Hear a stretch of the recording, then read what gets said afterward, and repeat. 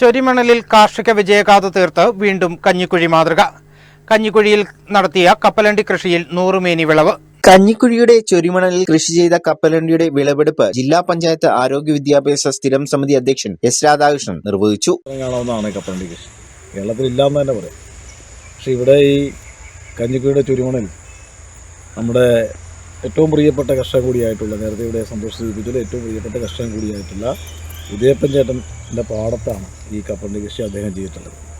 വളരെ നല്ല നിലയിലാണ് ഇപ്പോൾ ഇവിടെ ഈ കപ്പലണ്ടി കൃഷി ചെയ്തിട്ടുള്ളത്.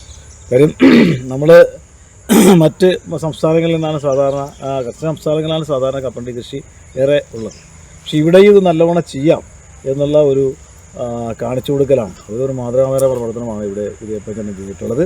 കാർഷിക കർമ്മസേന കൺവീനർ ജി ഉദയപ്പൻ 14-ാം വാർഡിൽ പൊന്നിട്ടുശ്ശേരി പാടശേഖരത്തിലാണ് കപ്പലണ്ടി കൃഷി നടത്തിയത്. വിളവെടുപ്പിൽ ഗ്രാമപഞ്ചായത്ത് president advocate M Santhosh Kumar, vice president Lijitha Thilakan, panchayat അംഗങ്ങളായ പി ടി ശശിധരൻ, സജിത ബൈജു, കൃഷി ഓഫീസർ റോസ്മി ജോർജ്, കർമ്മസേന ട്രഷറർ കെ കൈലാസൻ തുടങ്ങിയവരും പങ്കെടുത്തു. കടുത്ത വേനലിൽ കനത്ത വിളവാണ് കപ്പലണ്ടി കൃഷിക്ക് ലഭിച്ചത്. ചൊരിമണലിൽ നന്നായി വിളവ് ലഭിക്കുന്ന, പരിചരണം അധികമില്ലാത്ത വിളയാണ് കപ്പലണ്ടി. പ്രാദേശിക മാർക്കറ്റിൽ നിന്നാണ് വിത്തുകൾ വാങ്ങിയത്. 90 ദിവസം കൊണ്ട് വിളവെടുക്കാൻ കഴിയുന്നതാണ് കപ്പലണ്ടി കൃഷി.